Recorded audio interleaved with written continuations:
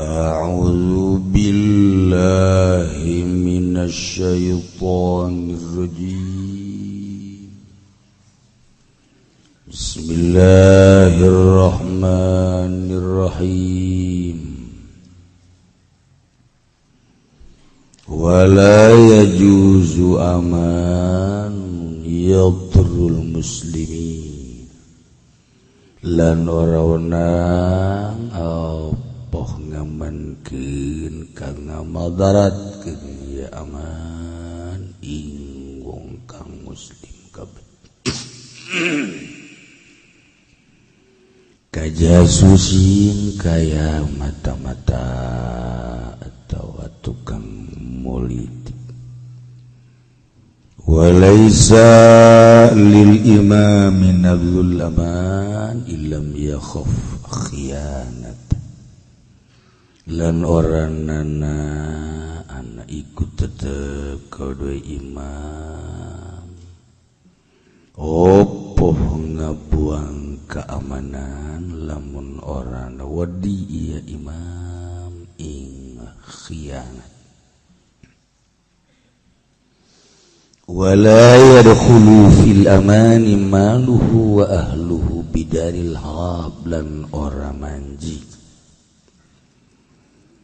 ing dalem pengamanan opo hartane harabi lan ahline harabi ada tetep ing dalem desa harab. Wa kadzalan iku kaya ikilah maluhu wa ahluhu ma'ahu minhu utai barang kang tetap sumatane harapi saking karone malihi wa fil asahi dalam monggo kaul asah ila bisyarti nanging kalawan syarat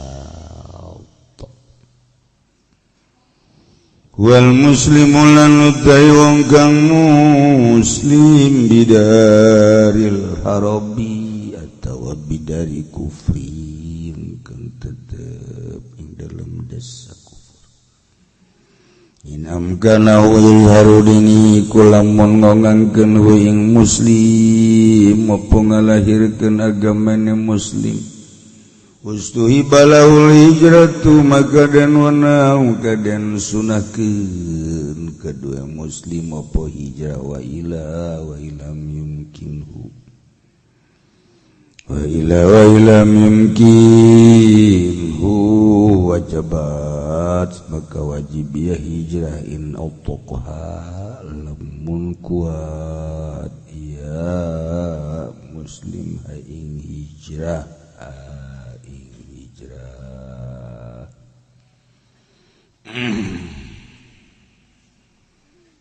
Seteacan orang raskeun pangaosan orang bacakeun Fatihah hiji kanggo Rodiah binti Abdur Razak model jasus intel mata-mata nya ya urang ku hari sambalayah jasus teh mata-mata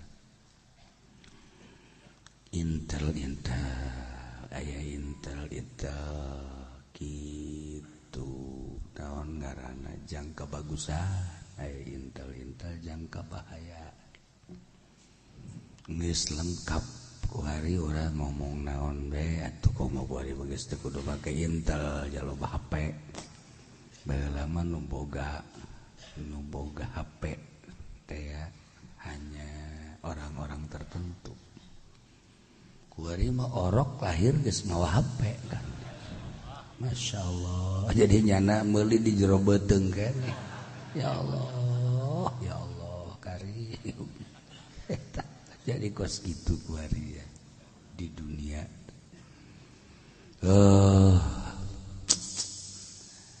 Jadi muslimin teh kudu diamankeun demi kelanjutan agama. Oge fisikna teu meunang diganggu la darara wala dirara. Kuari anu ngarusak agama ada tulis ambalaya agama keur carita agama fisik onam. Agama mah waduh tingali karesep nanaon supaya ulah ngararaji. Ditingali karesep nanaon supaya ulah aribadah. Ditingali ku kafir-kafir, ku Yahudi, ku musuh-musuh Islam teh naon ieu lu bakal nyana terlena. Mimiti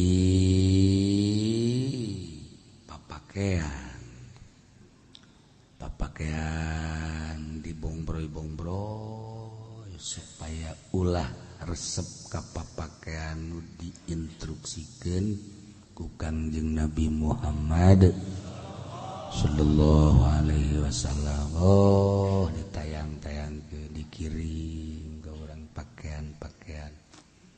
Terlena urang resep ka pakaian-pakaian ala Amerika, ala Eropa, ala Australia, sekarang itu be. Terus terlena orang teh tersep datang ka impi-impi bab pakaian be. Tarolah nu karolot bah. Jatuh manya nangis pikiran dan lah paling aing masa jengkal deui ka ditu. Wah, ieu nu ngarora. Masya Allah. Masa ya make pakaian celana pendek ngetren, make celana pendek. Budak ngarora lalaki awe marake celana pendek geus teu ngitung aurat. Haju nurutan nu kolot. Kolot nurutan make celana pendek asa bagus beureun cak pikiranna nya. Asa pantes. Ya Allah, ya Rabbi padahal wajah pareot. Gusti Allah, tapi eta nafsu bakos itu. Ya bab pakaian. Pas gitu bab pakaian. Terus dimimiti celana baju datang ka make pet helm. Make helm. Ya, saya diinstruksikan geus lain urusan pengamanan hulu deui bari wajan make helm pae, nu teu make helm modar. Urusan bisnis. Malah mah ya anu pohoan teh imam masjid. Imam Jumat nu sok khotbah teh ya, nyana meureun rada kaberangan datang ka masjid teh ya pas azan, syak aing naik seuri. Carekan punyana. Ya sadar nyana dek sujud.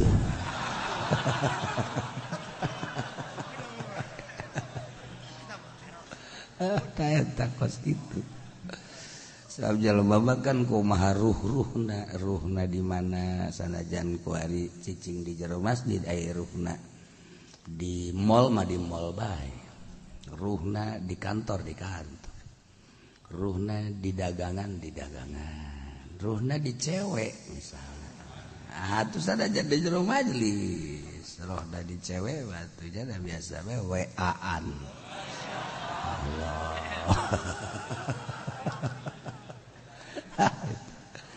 Mantap nu hese ge urang cicing di dunia tapi ruh urang geus aya di kuburan. Ruh urang geus aya di akhirat, ruh urang teh keur ditimbang, ruh urang teh di ngajembatan hese. Mindahkeun ruh. Masyaallah mah keur salat ge keur salat nu kudu inget ka Allah masih teu bisa inget ka sendal, ka sapatu, ka dagangan.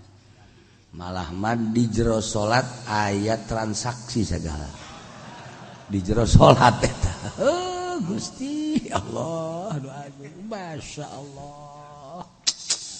Aya aturan ngitung di luar sholat mah teu kapanggih, tapi barang di jero sholat kapanggih. hitung teh ya dagangan sekian dibelina sekian berarti untuk teh make komputer manyana teu kapanggih-panggih tapi barang disolat kapanggih eta Masya Allah karim jadi solat teh dijieun ajang transaksi.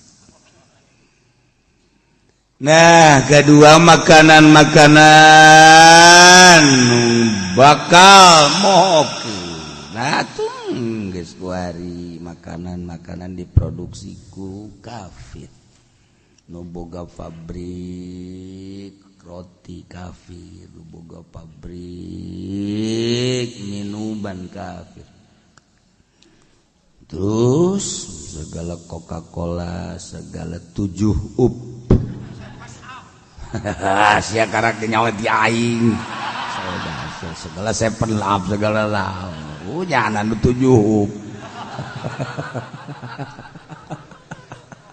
aduh ya Allah ya Rabb nah eta terus kabelah di batu mensen makomo sapabrik teteh ya Allah ya Rabb terus minuman-minuman lainna terus makanan-makanan ringan mulai dikonsumsi ku budak-budak barang lamun nyaritakeun jejeroanana paneta teh make kitu daun ngaranna make anu bakal ngarusak ka awak eta ngarusak ka pikiran yo makanan yang geus pakaian tadi rusak terus kabelah dieuna naon anu ngarusak ya duit haram teh ngarusak karena mental muslimin otomatis dijieun kunyana perekonomian ribawi aduh urang teh geus asup ka dieu baheula mah cuma sekedar bank kuari mah kabeh beli kendaraan memiti mobil motor sepeda sasapedahan terus imah ribawi geus kabeh terus kabelah dieuna mah roti ge di kredit roti da geus ka mana hutangna ambalayahkeun ya Allah ya Rabbi geus puguh gincu mah gincu aduh gincu bahasa baheula tah gincu bahasa baheula bahasa kuari mah eta teh tuh ya Jawa dasar boga kabogoh beureun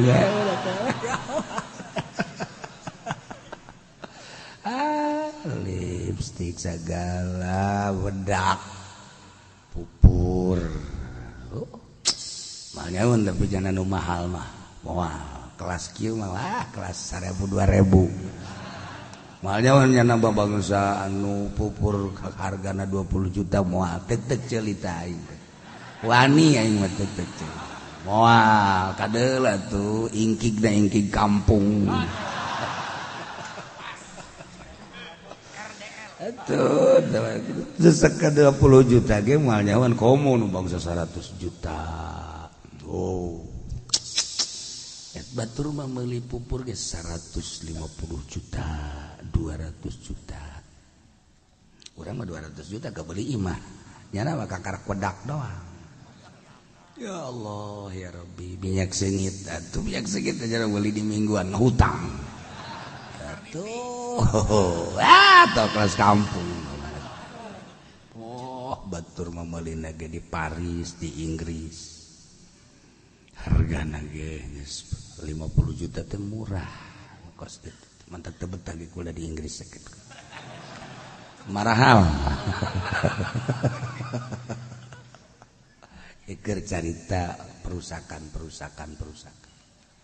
mental manusia rusak jadi moal wata gerak kafir lamun mentalna masih tara leger keneh mun kadeuleu masih mempertahankeun agama moal ka gerak ka fisik atuh sebab sieun ku kayakinanana sieun teh keyakinan muslim teh bang kumaha gitu beh lamun pun geus timbul keyakinan. Nah, dirusak keyakinan. Mentak ku hari teu baruga keyakinan geus ngadahar duit riba teu karasa. Boro-boro perang ngalawan hudang tipe tinggi geus teu kuat. Sakalina hudang nagara asap muter cakna ya si nagara muter orang makanan minuman santri baheula mah asal nyantri be resep tah babacaan teh resep kuari mamarahin HP be santri beda jeung zaman kula jauh penting teh ya zaman kula mah resep hararudang santri teh masih kene nimba senggot disebutna senggotan santri teh asal jam 1 beka carai hariri dan sholawat ngapalkeun eta zaman hese giat kuari cai ambalayah kuari mendeuk di mana bae tapi masya Allah kararieu budak ti budak datang ka kolot mesti bisa dicaram mesti bisa berarti kan mental rapuh. Nah lamun geus kieu bae kiai baheula makin bisa ngaji makin api teu kudu diharamkeun nu ngaran TV nu ngaran radio teh sadar sorangan ku ilmu bangsa riba kitu mah geus anti jasa nu ngaran kiai teu kudu diceramahan ku ilmuna jeung ku kayakinan. Geus sararieup kiai teh barang geus mun jeung pamarentah biasa ngarieu pamarentah datangan duitna tara di dahar paling dibalikeun ka sangu haju di dahar.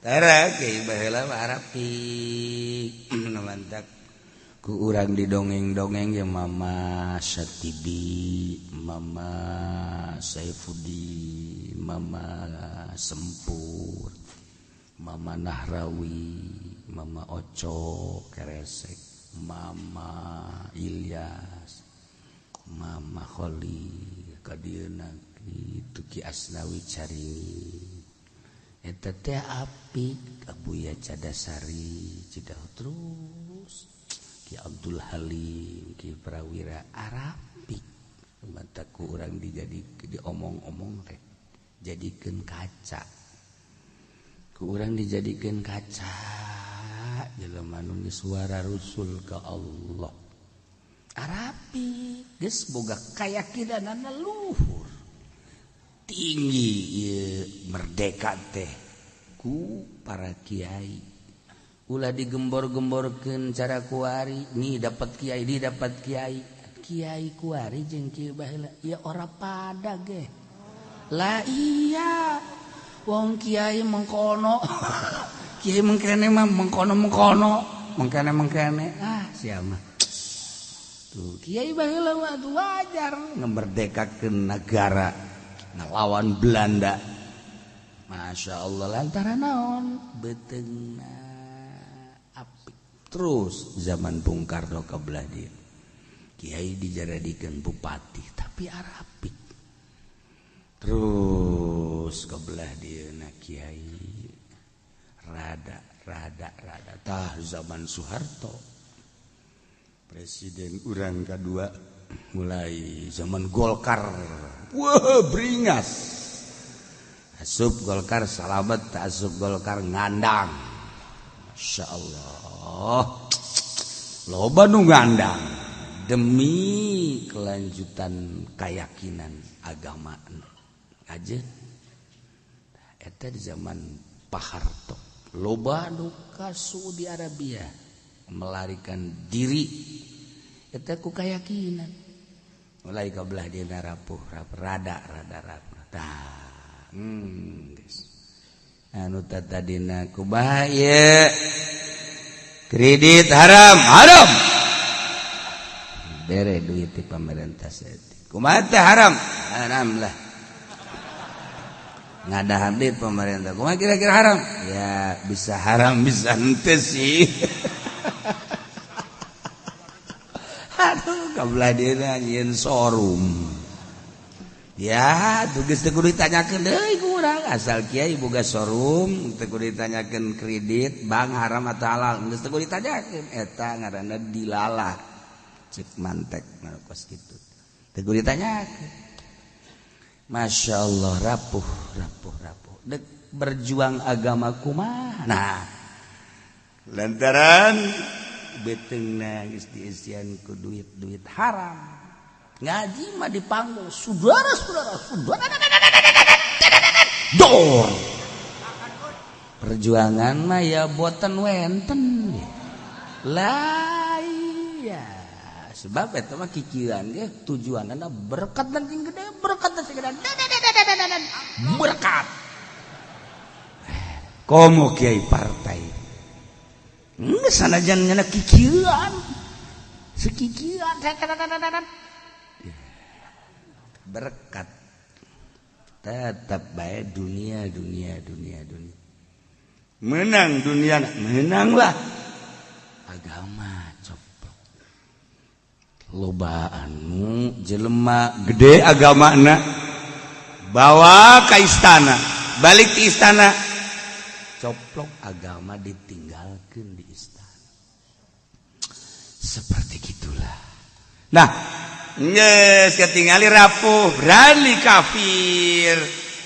Nah, ngelek ka urang janggot urang, dan janggot kiai teh diome ku kafir. Bagus juga nih jenggot ya. Ini bukan jenggot, ini mah apa ini? Ini mah tuh akar. Diome ku ya. Urang dek ngagumuk. Nih. Oh iya boleh dah. Geus kanyahoan kada daekna eta. Itu dicekelan oh iya lamun kebo teh mah mun ngakal teh kan ku urang sok dikitu ngini aja nonggeng we panjana lah budak kuari mah teh nyahoan eta jadi kitu-kitu pandak urang bool teh bener teh eta aduh bisa anta abah ieu kitu-kitu cenah tah lamun ngakal kieu kitu teh ngini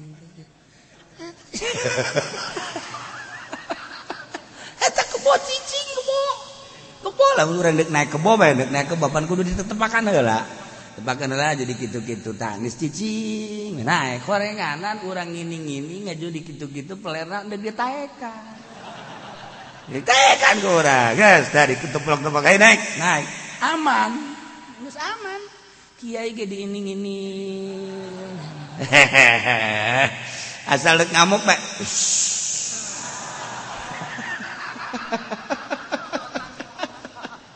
kalau ngomong sia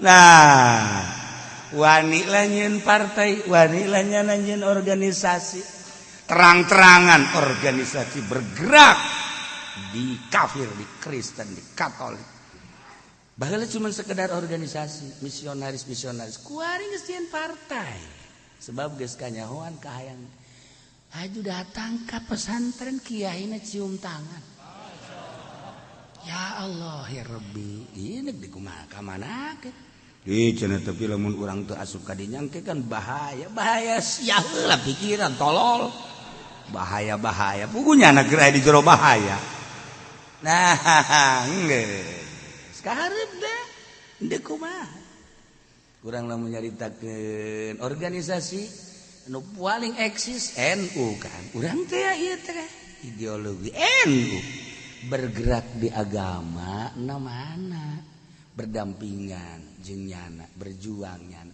baheula mah moal aya banser kudu jadi satpam gereja moal aya sing iki ya mengkonon ge ya masa ya gereja Kristen banser Kristen ya tapi ieu pada urangna bae mah ulah ngomong ka mana-mana ulah pada urangna bae maksudna sedih urang eta kan organisasi urang organisasi urang eta nu kunut NU usolli NU malah usolline ge 7 kali usolli. Tah ieu deuk kumaha demi melanjutkan seseorang tapi korban kan. Nah ieu urang tinggal sedih nama eta organisasi urang imah urang kok dirusak. Ieu mentrek jaritakeun naon? Oh, berarti kayakinanana geus atuh geus kos kitu urang jaritakeun hakikat mah teu kudu dibongkar, geus aya tulisanana di Lauhil Mahfuz kudu kitu. Sadar. Tetapi bentuk perjuanganana di syariat mana? Wari kembali ke syariat. Sawatir urang di zaman urang, ke di anak urang. Itu kan organisasi urang, wadah urang kajian kuku bahagia. Aya khuruj anu nyaritakeun fadilah diwahabikeun. Masa sih khuruj sakitu hebat da diwahabikeun? Nyana ge henteu hatena mah persaingan politik. Nah, FPI nu sakitu poharana Habib Rizik diwahabikeun. Lah ora. Iya wong kuno Habib Rizik bangku ngeriung. Langriung. Iya, sepotong-sepotong si Rama itu jawane. Ente Wahabi, di Wahabi. HTI, ente Wahabi lah. Cuman sakadar deuk nyieun khalifah teu akur urang ngajian tapi kan teu. Hadapun eta nyana nempel ka PKS na. Tapi kan kos kitu politik mah dirut Wahabi kabeh. Maksudnya naon? Oh berarti kan ieu mah keur nyaritakeun urang geus terkontaminasi. Ngadu wari urang jeung urang. Nah, teu rek nyaritakeun ku kumaha? Rek nyaritakeun teh bisaan tah mata-mata Yahudi, mata-mata Nasrani ngalemahkeun muslimin, ngalemahkeun perkumpulan mukminin sehingga urang diadukeun. Ngadu organisasi jeung organisasi muslim, ngadu bendera muslim jeung bendera muslim, ngadu kiai jeung kiai diadukeun. Eta kunaon eta? Makananana, makanan asal geus ngadahar duit ku sekarang itu haram. 2 poe haram sia, awas sia. 3 poe haram lah. Ya kadang haram kadang bisa lah. Kebelah mah ya demi kemajuan lah. Gimana tak kiai model kos kieu mending dirantai ku urang. Nah iya bisa nih maksudnya bisa berhasil Kristen, berhasil Yahudi dakwah di Indonesia. Nah, tapi masyarakat namakan tekos urang ge masyarakat bodoh. Bodoh urang teh jangan pinter mengadakeun ngaji di dieu moal. Ya siapa rodo ya di dieu. Bodoh nagara maksudna. Bodoh ngaji mah leuwih-leuwih. Tapi nu bodoh mah pan teu. Urang mah dia bere duit ku pemerintah tilok. Ngaji duit kos kitu urang mah judi tilok, nanti rada lempeng. Tinggal nonton kiai bae kok kiai sikitu, kok kiai sikitu, kok kiai sikitu. Nah, jadi kuari mah masyarakat anu nonton nu pinter, paingan cakolot baheula engke mah aya ayak-ayak beas anu gede moncor, anu leutik henteu. Tah, kakara terbuka hate sia. Oh ya, kecena kieu can kaharti kula mah. Atuh emang sia moal kaharti bae aja. Di otak nangan geus setengah jengkal. Geus tanyakeun ka nu ngarti. Itu bae. Masih kieu maksudna aya beas mah aing teu ngarti. Nanyakeun sia kan aing henteu. Orang teu ngarti kabeh. Ieu negara. Hah? Ieu negara teh negara urang. Urang teh unggal bulan mayar teh demi kelanjutan bangsa jeung negara. Diperet urang teh mayar. Urang namun carita Rumi baheula berangkat berjuang mempertahankan bangsa jeung negara, sanggup nyawa lepas demi kelanjutan negara cak Rumi. Ayo terus ke medan laga, bawa senjata saya ayana. Loba nu gugur, masalah. Akhirnya jadilah satu kemerdekaan. Daratangnyana ka negara urang Cakrumi. Akhirnya nyana di negara urang jualan, dagang, diamankeun kan ku urang sebab nyana nyadar kabelah dina negara nyeun aturan, kemudian nyeun pajak makin membekak, ternyata horenganan Cakrumi ieu mah lebih dahsyat urang dijajah ku negara urang dibanding jeung perang. Baheula perang paehna syahid ketika dijajah ku bangsa sorangan, sagala rupa kudu mayar, henteu syahid kan mun paehna. Mayarna kan doraka. Wawasan Jalaluddin Rumi seorang waliun min auliyaillah seperti eta. Naon bedana ku ari leuwih dahsyat di eta di zamannyana. Jadi dahsyatan keneh ku ari ceknya dibanding jeung perang ngalawan tentara Mongol. Ieu teh nyana sejarahna nyaritakeun naon? Keyakinan urang, yakinan mana ketika dijajah ku Mongol jeung dijajah ku bangsa sorangan. Ternyata keyakinan loba gedean kene dijajah ku tentara Mongol. Sebab naon? Payah syahid.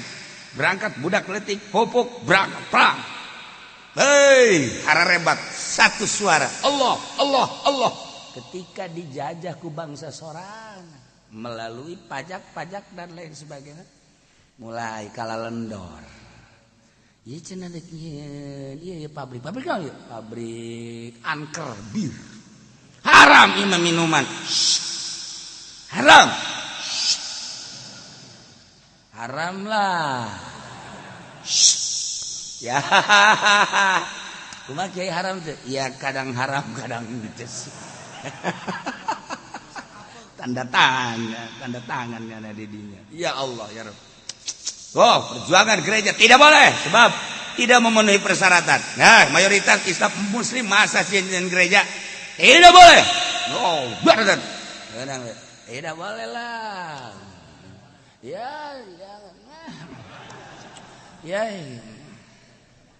Tanda dijajah ku bangsa sorangan.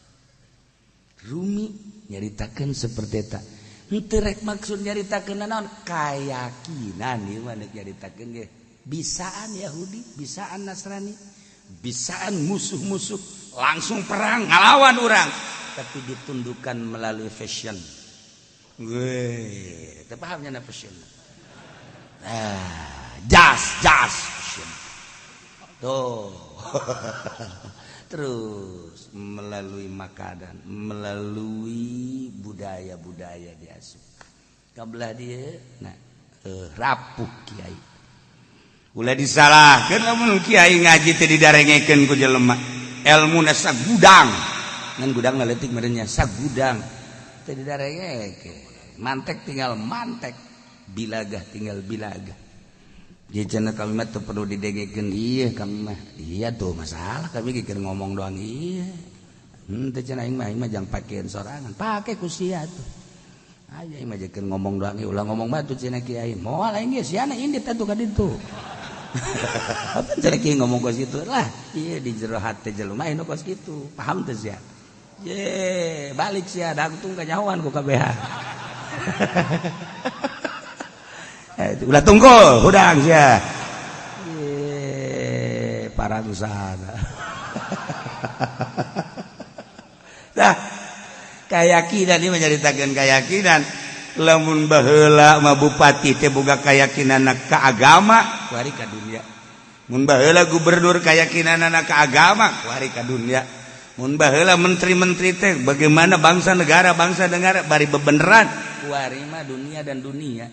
DPR anu baheula nya anjang bangsa jeung negara, kuari mah henteu. Kuari mah terus rakyat kiai na gente.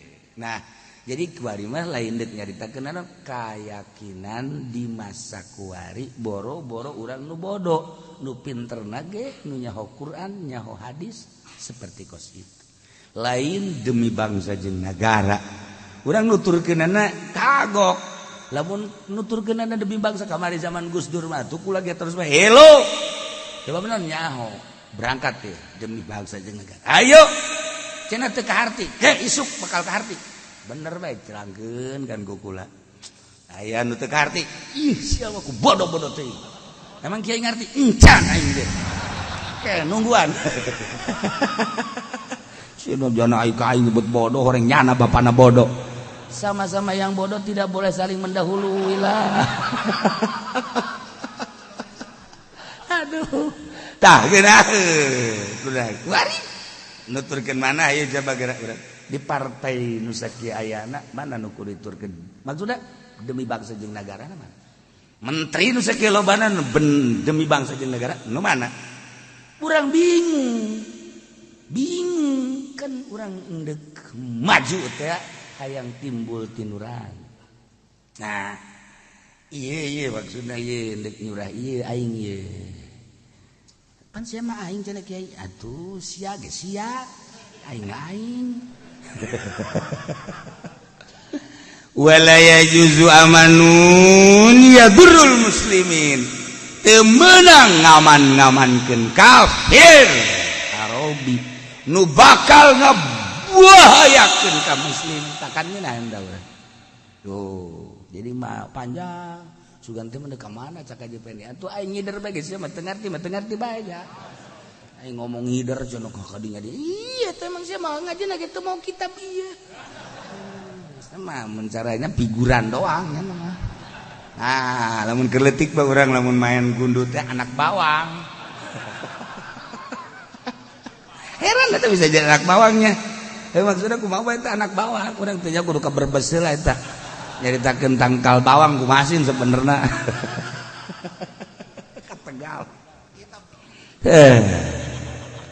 Lah ieu.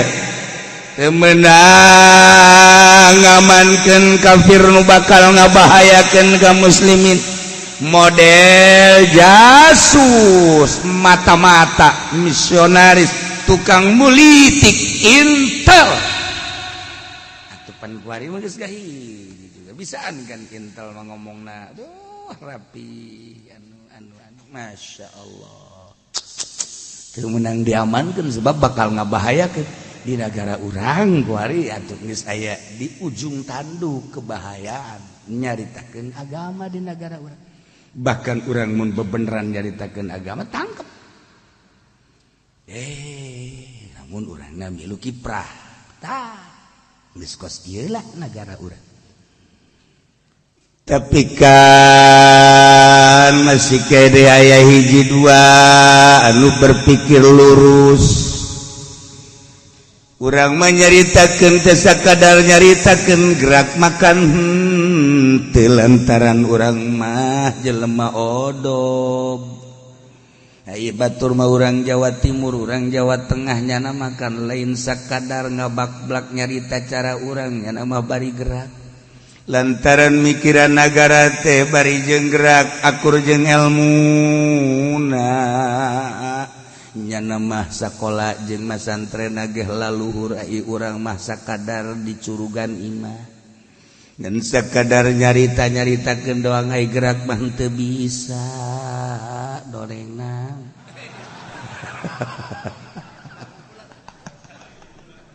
Wala yajuzu amadun yaturul muslimin kajasusin. Ikan hubunganna jeung nagara ieu mah nu ngamankeun muslimin nagara jasus intel negara urang mah naon hartina ieu kan keur nyaritakeun seputar negara.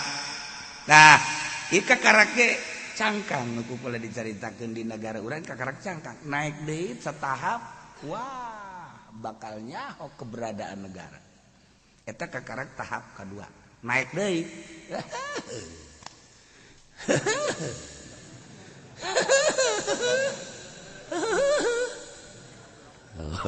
kan teu kudu geus cangkang ge leuleumpangan teh cangkang nagara nyana ngomong teh lain di sungut lain di kolbu cangkang ngaranna menceritakeun keaslianana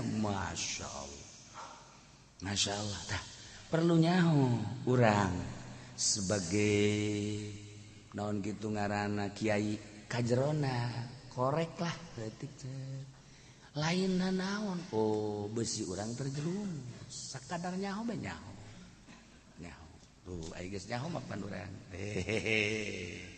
tinggal ngamankeun agama ke besi halal jadi haram haram jadi halal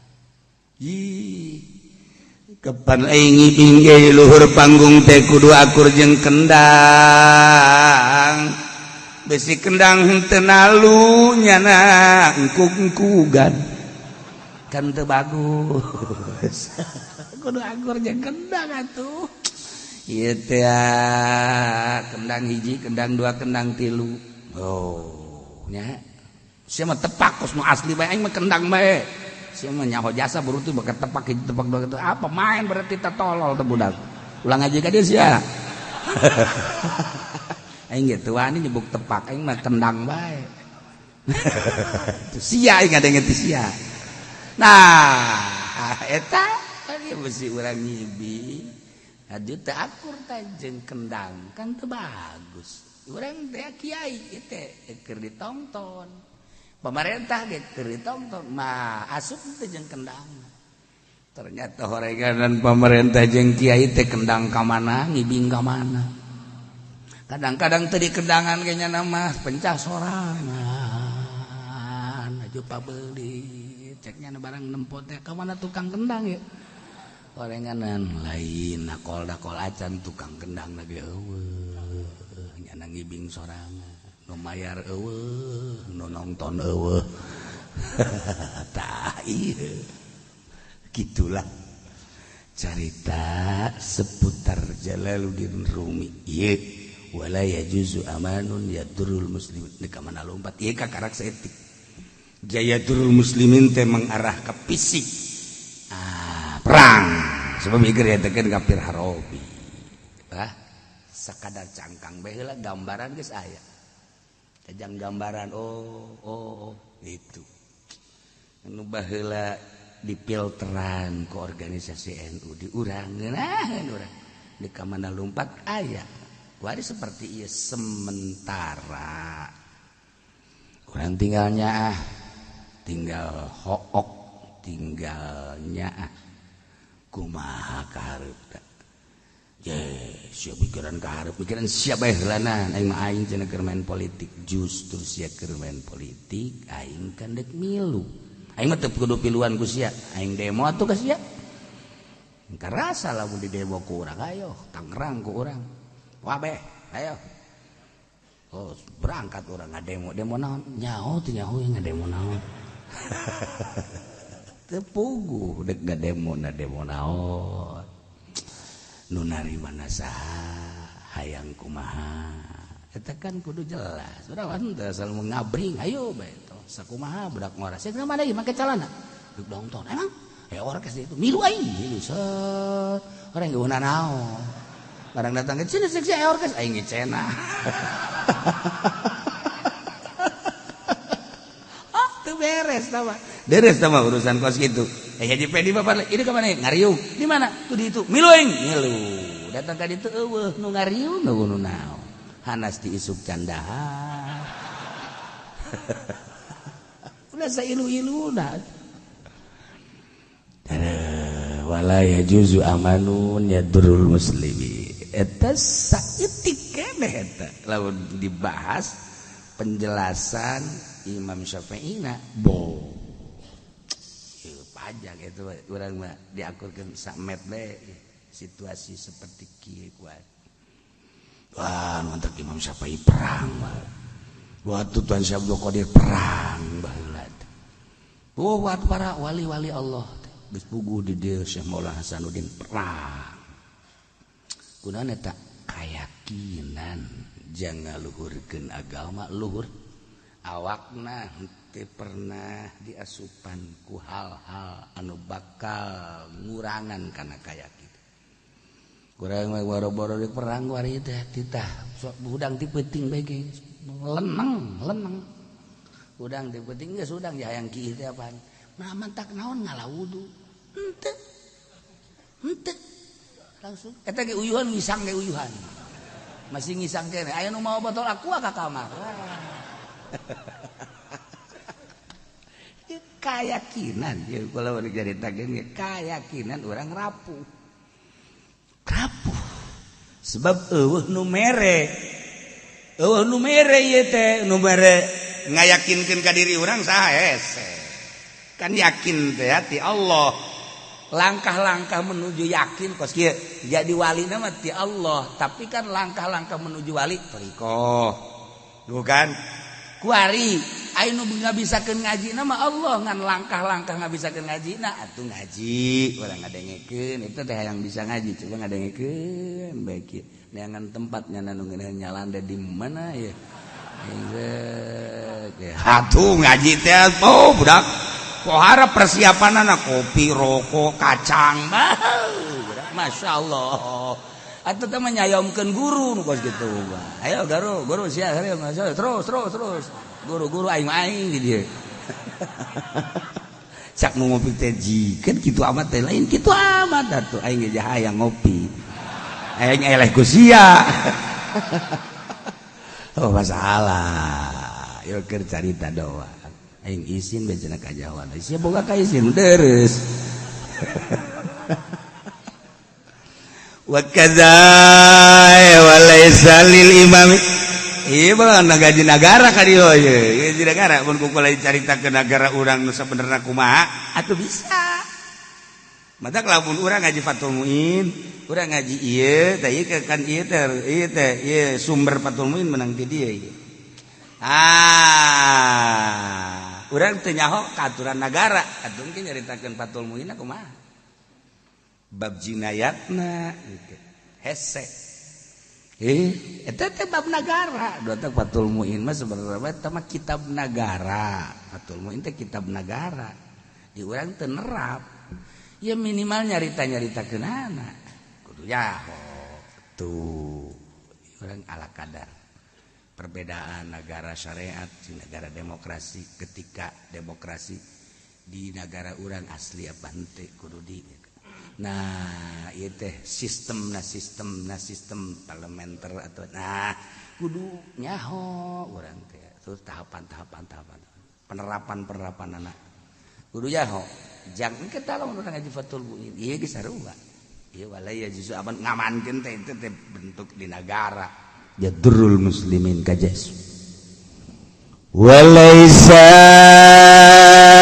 jeung teu meunang lil imam ka imam tuh negara berarti kan imam gaji negara ya urang nabzul aman ngabuang keamanan ilam yakhaf khianatan lamun teu sieun imam kana khianat ngabuang keamanan nyabodokeun lamun teu sieun khianat lamun sieun khianat atuh ulah disapirakeun tetep kudu ditangani secara intensif supaya situasi kondusif jadi urang teh kudu nyaho kana sepak terjang langkah-langkah musuh dengan kekondusifan negara. Ya negara orang kondusif apa teu? Kumaha menilainya kumaha di negara orang kondusif apa teu na wallahu alam. Sebab aya negara nu kondusif kapan antara rakyat jeung pejabat klop ngekep klop teh ngekep kuari mah pan ieu teh teu klop eta ieu teh ya kuari mah urang lamun meuli ieu teh henteu pas urang dibabat kolak ieu teh anu pas kieu teu ngekep ieu teu ngelop ieu ke gelas teh tah asa kitu kolot raka di hese neangan anu ngekep teh hese tuh teu pas baheula mah plak kira kayak miring gitu mah miring dah miring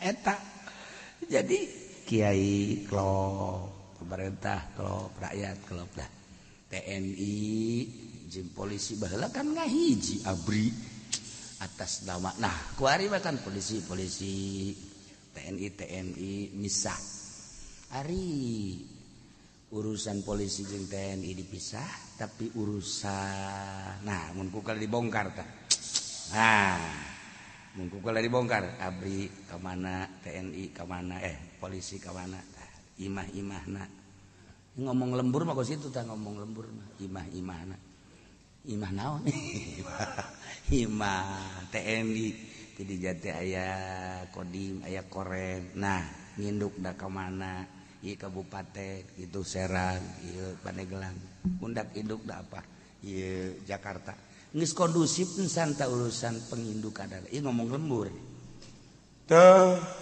polisi gitu kene ensan kondusif teteh atuh lamun eta becan kondusif atuh komo ka rakyat lamun dibukakeun biasa kitu setting urang kaget pencena kos kitu cenah kiai pun ngaji kitab si aya kos kituan we wong ana sing iki ne ge lah iya iku anakku wale sali imam iku kan